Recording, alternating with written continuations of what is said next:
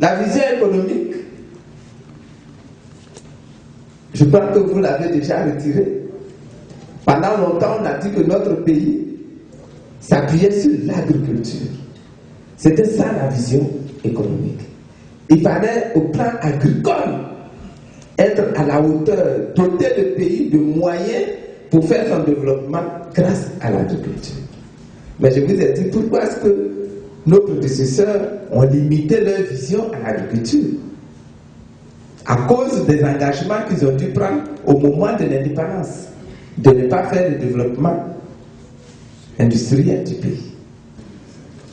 Dans la vision du président Laurent Gbagbo, il faut que nous ayons l'agriculture, mais il faut que nous ayons l'industrie. Et il faut que nous développions le commerce de ce que nous produisons, pour que notre pays soit le plus possible autosuffisant. Surtout en matière d'agriculture vivrière. Quand nous disons agriculture, il ne faut pas que nous produisions juste pour exporter des choses que nous ne mangeons pas. Regardez un petit peu notre agriculture chez nous. Ce qui est prisé, que les hommes ont accaparé et chassé les femmes, c'est le café, c'est le cacao, c'est les véas, le palmier à huile, le cocotier, même l'ananas et le manguier.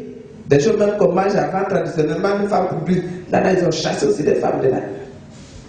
Parce que c'est ça qui rapporte un argent. Mais quand la femme s'en va au marché et qu'elle revient là, laquelle de vos épouses cuisine de l'EVA pour vous donner à manger? Nous là, nous sommes des mangeurs de riz, de kabato, de placani.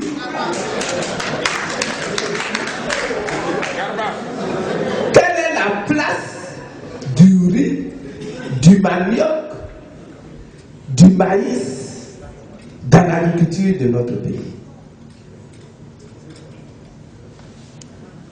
Est-ce que vous voyez? Donc il faut renverser les choses. L'agriculture sert d'abord à nourrir la population. Et c'est après que le surplus là, on vend. Mais nous produisons, nous cultivons pour avoir des devises. C'est ça que nous faisons. Donc nous produisons des choses pour que les blancs les achètent. Et donc notre agriculture dépend du blanc. Le jour où il veut bien acheter, on est bien.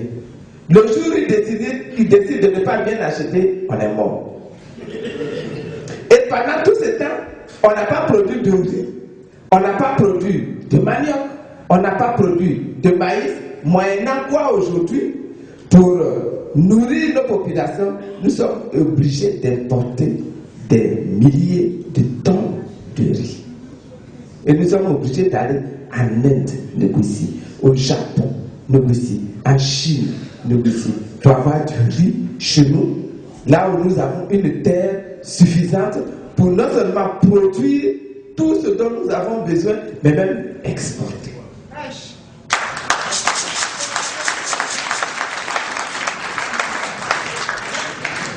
Et puis l'équipement du pays.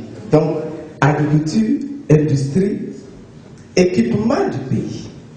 Là aussi, ça apparaît, quand on dit équipement du pays, ça apparaît évident.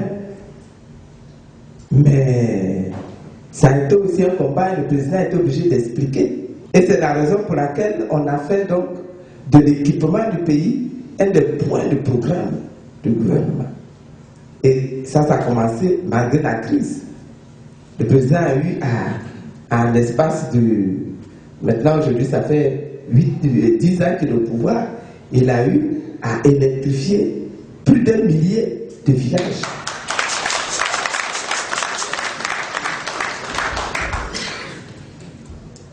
Pour réaliser tout ça,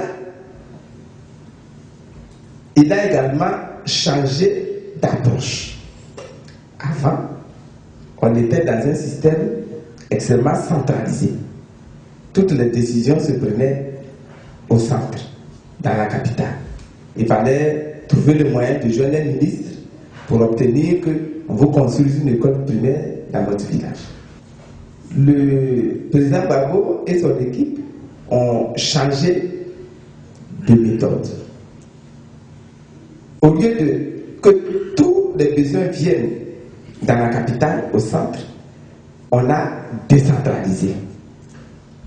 On a décentralisé, c'est-à-dire la décision de construire une école primaire ou un collège ou l'électrification du village ne va plus se faire au niveau de la capitale, mais ça va se faire au niveau du département ou au niveau de la région. C'est cela qu'on appelle la décentralisation. Et à chaque palier, il y a un nombre de responsabilités qui incombent au palier. Donc, à la mairie, au niveau de la commune, il y a un certain nombre de responsabilités. La commune a maintenant le devoir de construire les écoles primaires, les centres de santé, etc. On va au-dessus, il y a un deuxième palier de décision qui est le conseil général au niveau du département où l'on va, au niveau du département, réaliser les collèges, les lycées, etc. Et puis le troisième palier au niveau de la région, et puis maintenant on arrivera au niveau central. Conséquence d'une telle décision, il faut que chaque village soit dans une commune. Sinon, jusqu'à présent, on a des grandes villes qui sont des communes, et puis les autres qui sont dans la sous-préfecture. Les communes bénéficient d'un budget pour faire le développement, et la sous-préfecture n'a rien. D'où les doléances quand on va dans la sous-préfecture. Mais maintenant, on avait donc 195 communes dans toute la Côte d'Ivoire. Aujourd'hui, nous sommes passés à plus de 1100 communes. Parce que désormais, chaque village de Côte d'Ivoire est dans une commune. Chaque village. Donc, chaque village de Côte d'Ivoire va avoir un budget pour faire son propre développement.